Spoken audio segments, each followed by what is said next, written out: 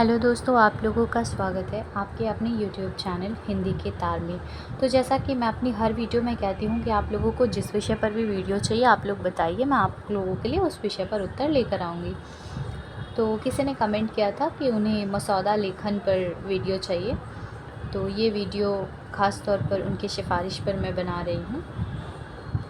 मसौदा लेखन, ठीक है। प्रयोजनमूलक हिंदी के अंतर्गत आने वाले मसौदा लेखन के विषय में आज हम लोग जानेंगे कि मसौदा लेखन क्या होता है, उसे तैयार करते समय हमें किन किन बातों का ध्यान रखना होता है, उसकी रूपरेखा क्या होती है, उसकी विशेषताएं क्या होती है, या एक साथ कहूँ तो मसौदा लेखन के अंतर्गत आने वाली हर छोटी से छोटी और हर बड़ी से बड़ी बात के विषय में आज हम जानेंगे इस वीडियो के माध्यम से, ठीक है।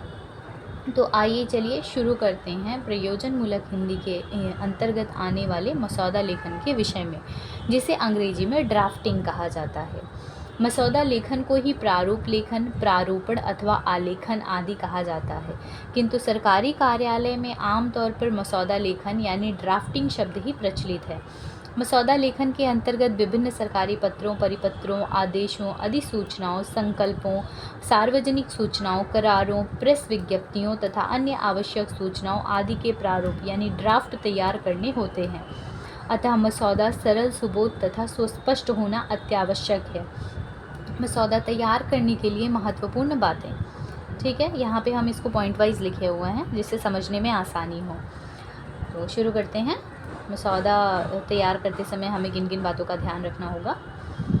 मसौदा हाथ से लिखा जाता है या टाइप भी किया जा सकता है। तैयार किए गए मसौदे के साथ अनुमोदनार्थ मसौदा जैसे शब्दों की चिट लगाई जानी चाहिए। मसौदे में स्पष्ट उल्लेख किया जाना चाहिए कि मूल पत्र के साथ क्या क्या संलग्न किया जा रहा है। अतः प्रारूपों के अंत में बाएं कोने में संलग्न पत्रों की जानकारी दे देनी चाहिए। फाइल में रखकर अनुमोदनार्थ प्रस्तुत किए जाने वाले मसौदे पर फाइल की संख्या अवश्य लिखी जानी चाहिए। मसौदे की भाषा सरल, संयत, विनम्र, स्पष्ट, संक्षिप्त तथा शिष्ट होनी चाहिए। अर्ध सरकारी पत्र को छोड़कर कोई भी सरकारी पत्र अधिकारी के व्यक्तिगत नाम से कभी भी नहीं भेजा जाना चाहिए। सरकारी पत्र हमेशा पदनाम तथा कार्यालय के नाम से ही भेजे जाने चाहिए। मसौदा लेखन में तथ्यों, कथ्यों, विचारों तथा भावों की पुनरावृत्ति नहीं की जानी चाहिए, ठीक है। इसी के साथ आगे बढ़ते हुए अब हमारा अगला जो टॉपिक है वो है मसौदा लेखन की रूपरेखा। अब हम लोग जानेंगे मसौदा लेखन की रूपरेखा कैसी होनी चाहिए, ठीक है। मसौदा लेखन के प्रमुख भाग हैं विषय निर्देश, विषय वस्तु, निरूपण, ठीक है, अनुच्छेद तथा समापन। विषय क्या है? सरकारी कार्यालय में तैयार किए जाने वाले मसौदे के विषय भी आवश्यकता अनुसार भिन्न भिन्न होते हैं। फलतः मामलों की स्थिति, लिए गए निर्णय तथा विषय वस्तु के अनुसार मसौदे का आकार प्रकार भी अलग अलग रूप का होगा। मसौदे के विषयानुसार आंतरिक बातें एवं भाषा शैली होती है। निर्देश क्या है? मसौदा तैयार करते समय यदि उसका संबंध पहले किसी पत्र या मामले से है तो उस प्रकार निर्देश दे दिया जाना उचित होता है। मसौदे के सर्वोपरि मध्य अथवा बाएं कोने पर पत्र संख्या दी जाती है और तत्पश्चात उसके नीचे मंत्रालय, विभाग अथवा कार्यालय आदि का नाम, स्थान, पता एवं दिनांक दिया जाता है। इसके बाद मसौदे की दाईं ओर अगली पंक्ति में पत्र प्रेषक का स्थान और दिनांक के पश्चात इसके ठीक नीचे प्रेषिती का नाम, पद और पूरा पता आदि दिया जाता है। विषय वस्तु का निरूपण, यह मसौदा लेखन का सबसे मूल एवं महत्वपूर्ण भाग होता है। प्रारूप, यह प्रारूप के विषय के अंतर्गत लिखे संक्षिप्त कथन की पूरी विवरणात्मक जानकारी यहाँ दी जाती है। मसौदे में किए गए कथ्य एवं टिप्पणी की पुष्टि हेतु न्याय संगत तर्क वितर्क भी दिए जाते हैं और अंत में तर्कों के आधार पर विषय से संबंधित अंतिम निष्कर्ष प्रस्तुत करके अपना अभिमत भी प्रकट कर दिया जाता है। इस प्रकार मसौदा लेखन में विषय वस्तु का पूरा संगोपांग विश्लेषण प्रस्तुत किया जाता है। अनुच्छेद, सामान्यतः प्रारूप लेखन में भी विषय की आवश्यकता के अनुसार अनुच्छेद किए जाते हैं। छोटे या संक्षिप्त प्रारूपों में 1 या 2 ही अनुच्छेद होते हैं, किंतु प्रेस विज्ञप्ति, निविदा, सूचना राष्ट्रपति की ओर से जारी किए जाने वाले पत्र तथा परिपत्र आदि के बाबत कभी कभी 2, 3 अथवा 4 पृष्ठों के भी प्रारूप तैयार किए जाते हैं। ऐसे प्रारूपों में विचारों की संगति के अनुसार अनेक अनुच्छेद किए जाते हैं। समापन। मसौदा लेखन में समापन का भी अपना एक महत्व होता है। मसौदे में मुख्य विषय वस्तु के निरूपण के बाद निष्कर्ष के रूप में अंतिम बात को संक्षेप में कहा जाता है और तत्पश्चात स्वनिर्देश के नीचे प्राधिकारी द्वारा हस्ताक्षर किए जाते हैं। हस्ताक्षर के ठीक ऊपर भवदीय लिखा जाता है। यहाँ एक बात का ध्यान रहे कि हस्ताक्षर करता चाहे पुरुष हो या चाहे स्त्री, भवदीय ही लिखा जाना चाहिए।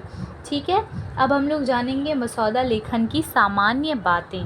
ठीक है, कार्यालय मसौदा पर कागज के दोनों ओर आधा हाशिया छोड़कर टाइप किया जाता है या लिखा जाता है। 2 पंक्तियों के बीच में काफ़ी जगह छोड़नी चाहिए ताकि आवश्यकता होने पर उनमें कुछ शब्द या वाक्यांश जोड़े जा सकें।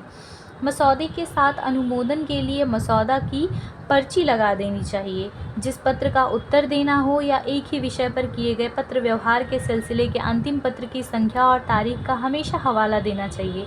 यदि एक से अधिक पत्र व्यवहार के पूरे सिलसिलों का हवाला देना आवश्यक हो तो वह मसौदे के हाशिए में देना चाहिए। सभी पत्रों में इसमें मरण पत्र भी शामिल है। विषय का उल्लेख अवश्य करना चाहिए।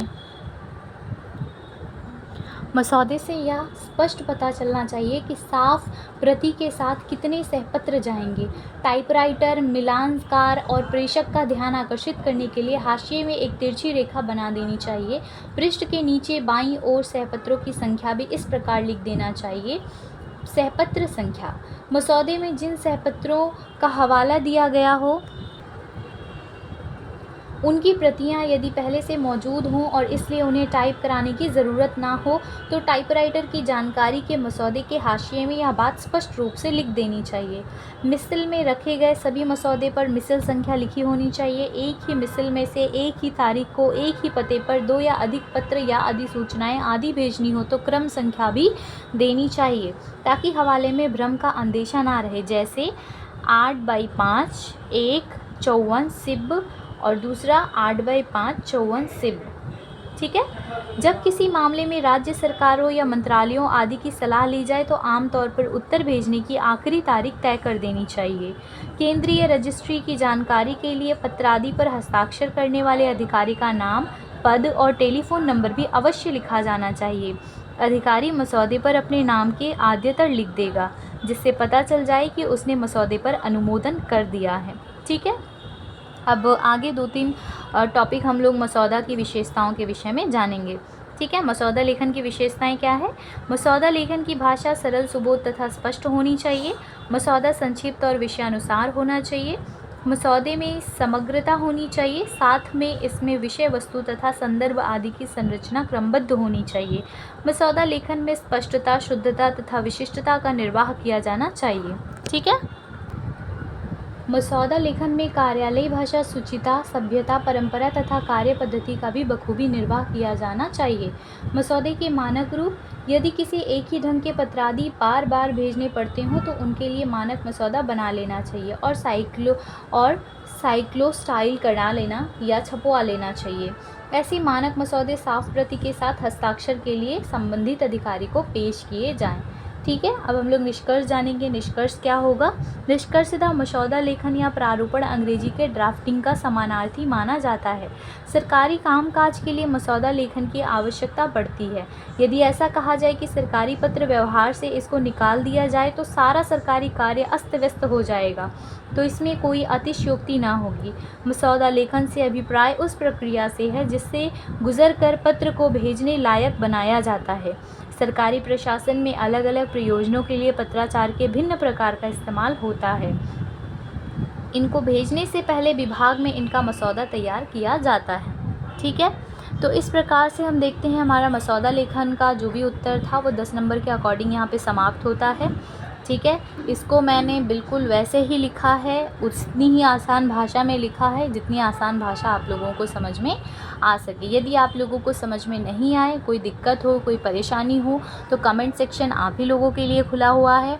कमेंट सेक्शन में जाइए, कमेंट करिए। मैं वापस से कोशिश करूँगी कि और भी जब मैं वीडियोज़ लाऊँ तो उन्हें और भी सरल भाषा में लाऊँ आप लोगों की खातिर।